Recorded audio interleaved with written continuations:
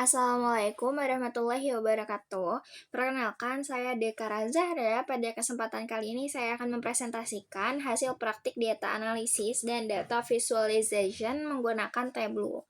Tema yang saya angkat adalah analisis perilaku belanja pelanggan pada industri retail.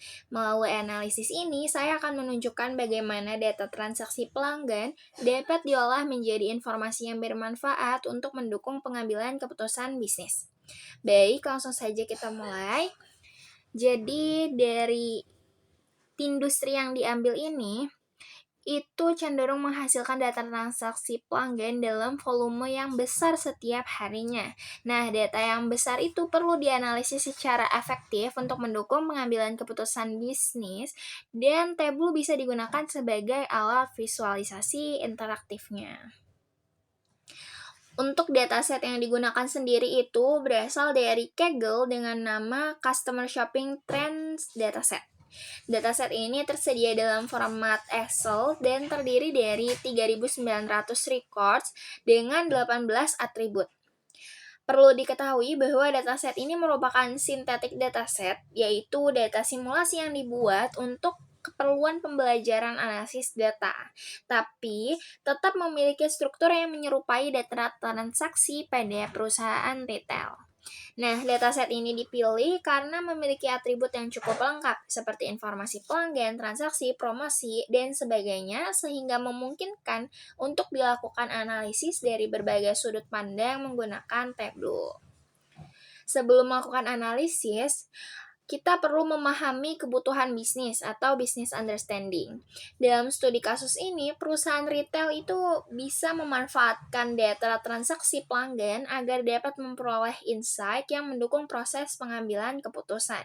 Berdasarkan kebutuhan tersebut, terdapat beberapa hal yang ingin diketahui, yaitu mengidentifikasi karakteristik pelanggan, mengetahui preferensi kategori produk, menganalisis pola pembelian pelanggan, mengevaluasi penggunaan promo dan membership, serta memahami distribusi transaksi berdasarkan wilayah. Oleh karena itu, tujuan utama analisis ini adalah menghasilkan insight yang dapat digunakan sebagai dasar pengambilan keputusan pada aspek pemasaran, layanan pelanggan, maupun operasional perusahaan. Setelah memahami kebutuhan bisnis, tahap berikutnya adalah data understanding. Jadi, pada tahap ini, saya mengidentifikasi atribut-atribut dalam dataset yang relevan dengan kebutuhan analisis. Atribut demografi seperti age dan gender digunakan untuk melakukan segmentasi pelanggan. Kemudian, atribut transaksi seperti purchase amount, kategori, dan item purchase digunakan untuk menganalisis nilai transaksi serta preferensi produk. Dan kemudian ada atribut-atribut lain juga yang digunakan untuk melakukan analisis sehingga nanti berdasarkan identifikasi tersebut, dataset ini dinilai cukup lengkap untuk menjawab kebutuhan bisnis yang telah ditetapkan. Dalam proses analisis, saya menggunakan 6 tahapan data analisis proses. Jadi, tahap yang pertama adalah asking the question, yaitu merumuskan pertanyaan bisnis yang ingin dijawab. Tahap kedua adalah getting the data, yaitu memperoleh dataset dari Kaggle. Tahap ketiga adalah investigating the data, yaitu memahami struktur dataset dan memastikan atribut yang tersedia sesuai dengan kebutuhan analisis. Selanjutnya, preparing the data, yaitu melakukan pembersihan data, pengecekan tipe data, serta pengelompokan usia agar lebih mudah divisualisasikan. Dan setelah datanya siap, dilakukan tahap analyzing the data, menggunakan Tableau untuk menemukan pola, hubungan, dan insight dari data transaksi pelanggan.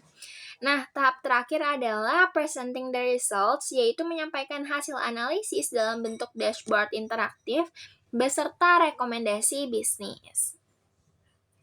Berdasarkan kebutuhan bisnis dan atribut yang tersedia, saya merumuskan 5 pertanyaan utama yang akan dijawab melalui visualisasi Tableau. Pertanyaan pertama adalah, segmen pelanggan mana yang memberikan nilai pembelian tertinggi? Kedua, Kategori produk apa yang paling diminati pelanggan? Ketiga, apakah penggunaan promo dan membership berkaitan dengan nilai pembelian pelanggan? Keempat, bagaimana hubungan antara loyalitas pelanggan dan tingkat kepuasan pelanggan?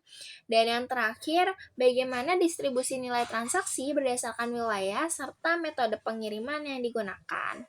Selanjutnya, saya akan mendemonstrasikan hasil analisis tersebut secara langsung melalui tableau. Oke, jadi kita ke visualisasi pertama. Di sini bertujuan untuk menjawab tentang customer segment, yaitu segmen pelanggan mana yang memberikan nilai pembelian tertinggi. Nah, untuk menjawab pertanyaan ini, saya menggunakan stack bar chart, karena visualisasi ini memudahkan kita membandingkan total purchase amount antar kelompok usia. Sekaligus kita bisa melihat kontribusi masing-masing gender dalam setiap kelompok usia.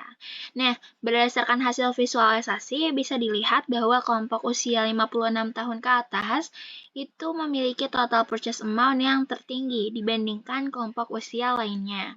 Selain itu, baik pelanggan laki-laki maupun perempuan pada kelompok usia tersebut sama-sama memberikan kontribusi transaksi yang besar.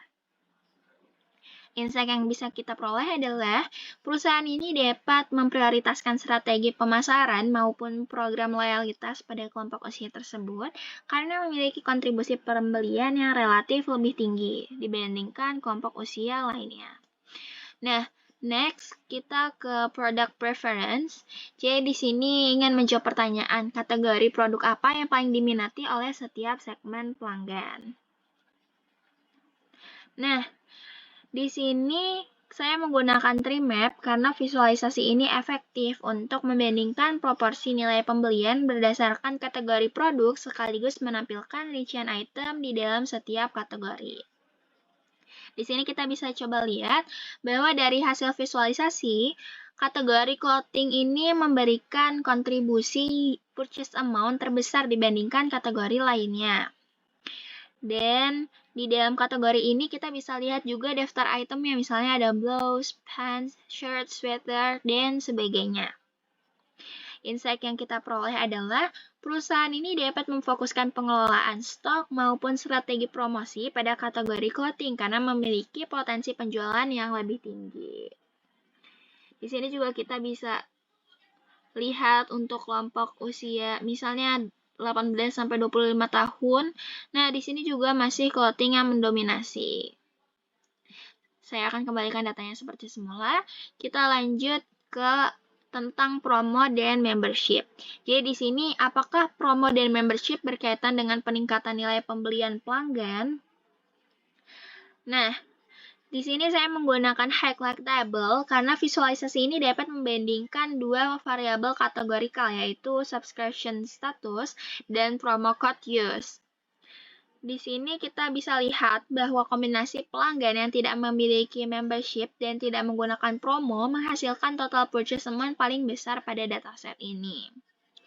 Namun, dari visualisasi, belum dapat disimpulkan bahwa promo maupun membership secara langsung meningkatkan nilai pembelian, karena analisis ini hanya menunjukkan distribusi total transaksinya aja terhadap setiap kombinasi kategori. Nah, insight yang diperoleh adalah perusahaan perlu mengevaluasi lebih lanjut mengenai efektivitas program membership maupun promo sebelum menentukan strategi pemasaran. Oke, yang keempat mengenai customer loyalty satisfaction. Jadi bagaimana hubungan riwayat pembelian, frekuensi pembelian, dan kepuasan pelanggan. Karena kita menggunakan variabel numerik, jadi di sini saya pilih visualisasi scatter plot. Sumbu horizontal di sini menunjukkan previous purchase, sedangkan sumbu vertikal menunjukkan review rating. Nih, warna titik di sini menunjukkan kategori frequency of purchase. Nah, berdasarkan hasil visualisasi, kita bisa lihat bahwa titik datanya ini tersebar cukup merata dan garis tren di sini cenderung mendatar. Hal ini menunjukkan bahwa hubungan antara jumlah pembelian sebelumnya dengan tingkat kepuasan pelanggan itu relatif lemah. Insight yang kita peroleh adalah kepuasan pelanggan kemungkinan dipengaruhi oleh faktor lain di luar variabel yang dianalisis, misalnya kualitas pelayanan, kualitas produk, maupun pengalaman berbelanja. Lanjut, di sini ada visualisasi terakhir yang tujuannya ini untuk melihat wilayah mana yang memiliki nilai transaksi yang relatif tinggi, serta metode pengiriman yang digunakan pada masing-masing wilayah. Di sini saya menggunakan bentuk map atau peta karena visualisasi ini memudahkan kita untuk melihat persebaran transaksi berdasarkan lokasi secara geografis. Nah, di sini intensitas warna itu menunjukkan besarnya purchase amount. Jadi semakin gelap warnanya, itu maka nilai transaksinya semakin besar. Kemudian berdasarkan hasil visualisasi bisa dilihat bahwa beberapa wilayah ini kontribusi transaksi yang relatif tinggi. Seperti ada Alaska, terus juga ada South Dakota, ada California. Nah, selain itu kalau kita arahkan kursornya seperti ini, akan muncul tooltip yang menampilkan informasi lebih lanjut tentang shipping type-nya, kemudian total pembeliannya dan lokasinya juga. Insight yang bisa kita peroleh adalah perusahaan itu dapat memprioritaskan distribusi maupun strategi pemasaran pada wilayah yang kontribusi transaksinya lebih tinggi serta mengevaluasi metode pengiriman yang digunakan. Di sini ada dashboard. Di sini kita bisa coba misalnya hanya dari segmen pelanggan perempuan saja. Nah, di sini kita bisa lihat bahwasanya mereka ini bukan merupakan member dan tidak menggunakan kode promo. Kemudian untuk pakaiannya sendiri itu kategorinya item-itemnya ada dress, blouse, dan sebagainya. Ini memuat penjualan yang cukup banyak. Nah, kalau ini dari kategori male-nya. Kita juga selain dari gender, kita bisa lihat berdasarkan kategori produknya, misalnya untuk pants-nya nanti akan otomatis berubah. Atau kita juga bisa melihat dari kategori usia. Begitu. Jadi di sini seluruh visualisasi itu otomatis akan menyesuaikan bila ada yang kita rubah filternya. Begitu pula dengan yang ada di peta. Ketika kita klik suatu wilayah, dia akan ikut berubah yang lainnya. Begitu. Nah, jadi melalui dashboard ini, pengguna nggak hanya dapat melihat hasil analisis dalam bentuk visualisasi yang informatif, tapi juga bisa melakukan filtering, drill down, serta eksplorasi data secara interaktif. Nah, hal ini tuh dapat membantu proses pengambilan keputusan menjadi lebih cepat, lebih mudah dipahami, dan berbasis data. Nah, tabel ini merupakan rangkuman hasil analisis. Pertama, berdasarkan analisis segmen pelanggan, diperoleh bahwa kelompok usia 56 tahun ke atas itu memiliki total purchase amount yang tertinggi. Oleh karena itu, perusahaan dapat memprioritaskan program loyalitas maupun promosi kepada segmen pelanggan tersebut. Kedua, dari analisis preferensi produk diketahui bahwa kategori clothing itu memberikan kontribusi nilai pembelian terbesar dibandingkan kategori lainnya. Hal ini menunjukkan bahwa perusahaan perlu menjaga ketersediaan stok serta memperluas variasi produk pada kategori tersebut. Ketiga, analisis mengenai promo dan membership menunjukkan bahwa setiap kombinasi membership dan penggunaan promo memiliki pola transaksi yang berbeda. Namun, berdasarkan dataset ini belum dapat disimpulkan bahwa promo maupun membership secara langsung meningkatkan nilai pembelian. Oleh karena itu, perusahaan perlu melakukan evaluasi lebih lanjut terhadap efektivitas kedua program tersebut. Keempat, pada analisis loyalitas dan kepuasan pelanggan, tidak terlihat hubungan yang kuat antara jumlah riwayat pembelian dengan review rating. Hal ini mengindikasikan bahwa kepuasan pelanggan kemungkinan dipengaruhi oleh faktor lain di luar variabel yang tersedia pada dataset, sehingga diperlukan analisis lanjutan dengan variabel tambahan. Dan terakhir, analisis wilayah merupakan suatu petunjuk bahwa beberapa wilayah memiliki kontribusi transaksi yang lebih tinggi, serta ada informasi mengenai metode pengiriman yang dapat dianalisis melalui detail pada setiap wilayah.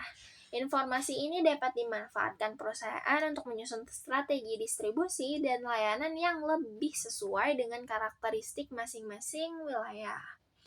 Secara keseluruhan, proses analisis ini menunjukkan bahwa Tableau tidak hanya membantu menyajikan data ke dalam bentuk visual yang mudah untuk dimengerti, tapi juga membantu menghasilkan insight yang dapat digunakan sebagai dasar pengambilan keputusan. Demikian presentasi dari saya. Terima kasih atas perhatiannya.